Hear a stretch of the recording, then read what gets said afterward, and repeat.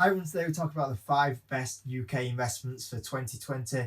So if you're kind of going into 2020, you're thinking, I want to kind of make myself a little bit more money on the side.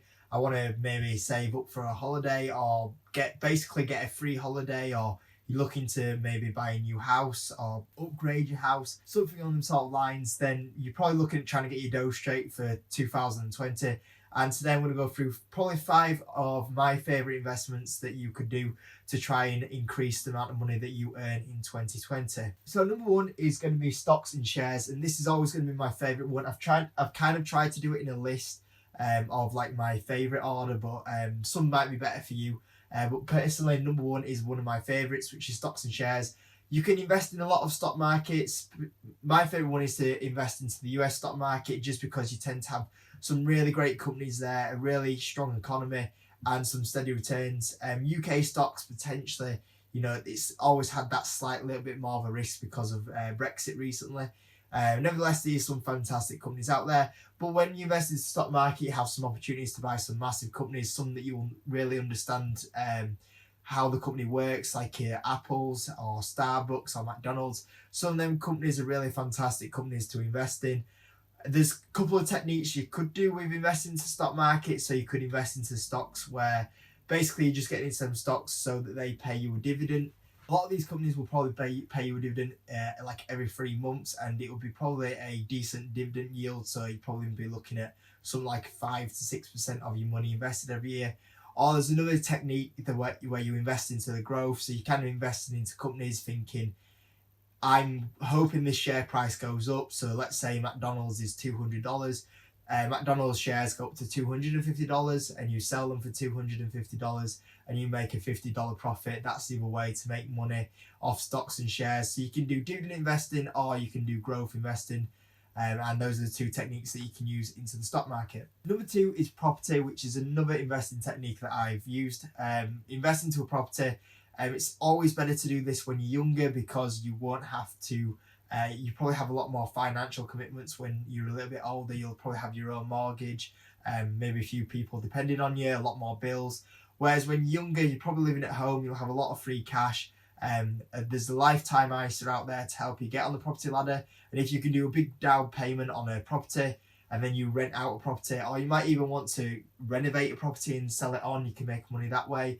Or if you go to rent a property out, obviously you probably have basically your mortgage paid for by your tenant, and then also they're probably going to pay you a little bit extra as well. So you basically get a house for free in 20 years time, or whatever term your mortgage is on. Investing into a property is fantastic, and there's such a demand right now for property. And the great thing as well with investing in property is you get a free house and also maybe some extra cash. As well as that, the house prices in the UK tend to go up quite a bit. So for example, one of the properties that I invested in over the last 2 years has gone up, I think it's £30,000 in 2 years just from having that property, which is insane. So that's another way that you can make money off investing into property. The third one is the lifetime ISA. Now you could, in this one, have an ISA just in general, but lifetime ISA is a great investment. You can use this you can get whatever you put in, you can get it out when you retire, or you can use it when you buy a property, which is probably the way that I recommend to use it. It's best to open this up as early as possible and then try build it up over a couple of years, and then eventually you'll get a decent return off it. The lifetime ISA offers you a nice chunk of free cash kind of every couple of years, and it just, on this list, it's probably one of the safer investments. So I would recommend, if you are to do anything, is to at least get a lifetime ISA open, and that'll help you generate a bit of free cash every year by putting money into that lifetime ISA account. Number 4 is loans or peer-to-peer lending, and this is kind of a recent trend that's kind of come up. The big company that does peer-to-peer lending is Zupa, and basically you become the lender and it links you up with someone wanting to get a loan, and basically they loan the money off you and they kind of act like the middleman. Now this one is kind of a little bit more risky because you get about a 6% return, but obviously there's the kind of risk of what happens if the person that can't pay you you won't get your money for it. Now, every kind of company that you look at in peer-to-peer lending will kind of have different ways to try and protect you. They are getting a lot better at trying to protect you and stop you from losing your money or not get any payments. A lot of them kind of like will cover the gap if need be. So if the tenant can't pay anymore, sometimes they will just give you Zupa will give you the money back, and then they'll deal with the situation. It's worth checking out each individual peer-to-peer lender, but it's a nice, easy little earner if you can find the right company and see how they deal with it. But you're looking at probably about a 6% yield off peer-to-peer lending. And number 5 is another income stream. So invest in something that you don't have to manage and it'll bring you some money in. So this could be something like selling products on eBay or Amazon. All you would have to do there is they do all the work, they're selling it for you, you get the sale, pack it up, post it, you're done.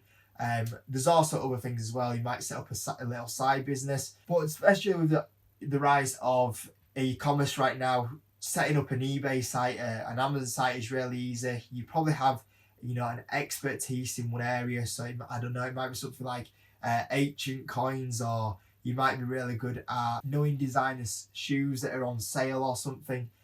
Maybe like Nike shoes, your Nike shoes, and you can see when you go into a shop if it's on sale, you'll be able to resell it online for a little bit more money. Something that you're an expert in, you might be able to turn that into a little bit of an income stream for you.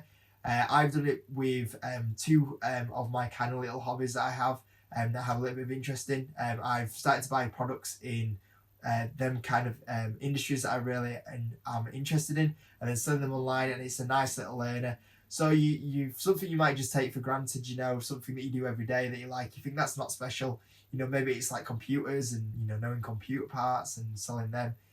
Just little things like that you take them for granted, but then you realise that not everyone has that knowledge that you have. So maybe another income stream selling online could be your 5th best investment if you're from the UK in 2020. That's the video for today, guys. I hope it helped you if you're looking to make some more money in 2020. These are 5 little ideas that hopefully will help you. But if you could give the video a like, subscribe if you haven't, and I'll see you on the next video.